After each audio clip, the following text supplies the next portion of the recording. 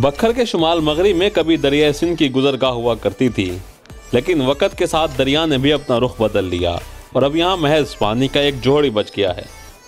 दरिया सिंध के किनारे एक मशहूर तारीखी विरसा दिलकुशा बाग है, जिसके बारे में मशहूर है कि ये बाग शहनशाह जहांगीर की बेटी मेहरुन्निसा ने लगवाया था। यहाँ खजूर, आम और जामुन के दरख्त हैं और अक्सर खजूरों के दरख्तों की उम्र 400 साल से भी ज़ायद है। दिलकुशा बाग के बारे में ज़िला कौंसल की जानिब से नस्ब एक बोर्ड में ये बात दर्ज है कि ये बाग मुग़लों की शहज़ादी मेहरुन्निसा ने लगवाया था, लेकिन न इस बोर्ड पर कोई हवाला दर्ज है और ना ही किसी तारीख़ या साल का जिक्र किया गया है। जबकि मुहक्किकीन का कहना है कि बादशाह हुमायूं और शहनशाह जहांगीर का इस इलाके से कभी गुज़र ही नहीं हुआ। मैंने इसमें जो स्टडी की है वो उसमें जो मुस्तनद जो रेफरेंस जो है वो है लैंड रेवेन्यू सेटलमेंट रिकॉर्ड है डेरा इस्माइल ख़ान का 1872 से 1879 तक वो मुरतब किया गया।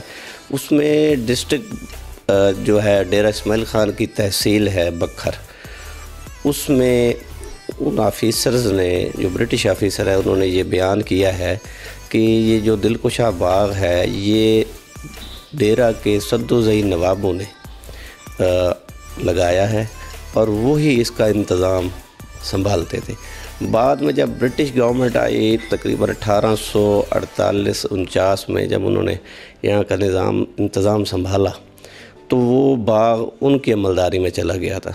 ये जो आपको मैंने बात बता रहा हूँ ये ऑन रिकॉर्ड बात है और आप चाहें तो इसका रेफरेंस आपको मुहैया भी किया जा सकता है।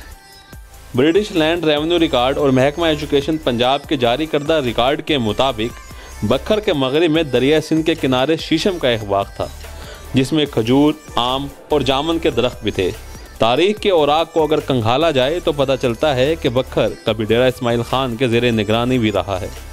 दिलकुशा बाग के बारे में जितनी भी बातें बयान की जाती हैं वो मैंने जितनी तहकीक की है और जितना मैंने बताया है उसमें कहीं भी ये जिक्र नहीं मिलता कि कोई मुग़ल बादशाह यहाँ आया था। बदकिस्मती ये है कि बखर के बारे में, बखर की हिस्ट्री के बारे में और दिलकुशा बाग के बारे में बहुत सी बातें जो हैं वो बेबुनियाद दर्ज कर दी गई हैं। दिलकुशा बाग जो है ये दर हकीकत मनकेरा के एक जो नवाब थे, नवाब मोहम्मद ख़ान अल मारूफ नवाब सरबुलंद ख़ान, ये उन्होंने बनाया था। और ये बात मैं अपनी तरफ से नहीं कह रहा बल्कि ये जब बखर और मनकेरा डेरा इस्माइल ख़ान का एक ज़माने में हिस्सा बने तो उसमें ये हुआ कि भाई एक अंग्रेज़ रिपोर्ट, रेवेन्यू की रिपोर्ट जो है वो मुरतब की गई। वो बहुत लंबी चौड़ी रिपोर्ट है, कोई 700-800 सफ़हात पर मुश्तमिल है। वो रिपोर्ट मेरे पास है और वो मैं आपको दिखा भी सकता हूँ। उस रिपोर्ट में बाकायदा तौर पे ये मेंशन है कि ये बाग जो बखर से बिल्कुल मुल्का है, उसमें नाम तो नहीं लिखा गया कि दिलकुशा बाग का नाम नहीं है, लेकिन ये है कि बखर से बिल्कुल करीब एक बाग है जो हुकूमत की मिल्कियत है और ये नवाब सरबुलंद ख़ान ने बनवाया था।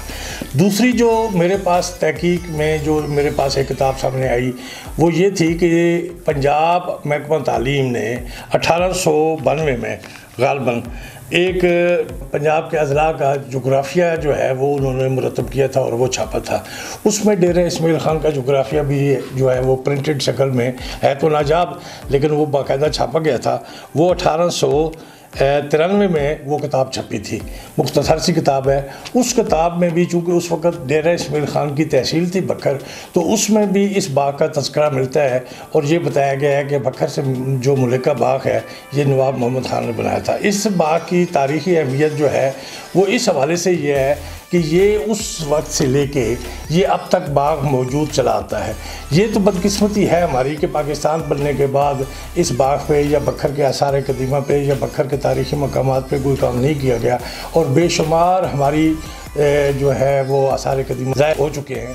तारीखी दिलकशा बाग किसने लगाया और कौन इस बाग की हिफाजत करने वाला था, ये मसला अभी तहकीक तलब है। लेकिन ज़िले इंतज़ामिया को इस हवाले से मुस्तनद बात जानने के लिए महकमा आसार कदीमा और महकमा जुग्राफिया से रब्ता करके असल हक़ाइक़ को सामने लाना चाहिए, ताकि इस तारीखी विरसे के बारे में पाए जाने वाले अभाम को दूर किया जा सके।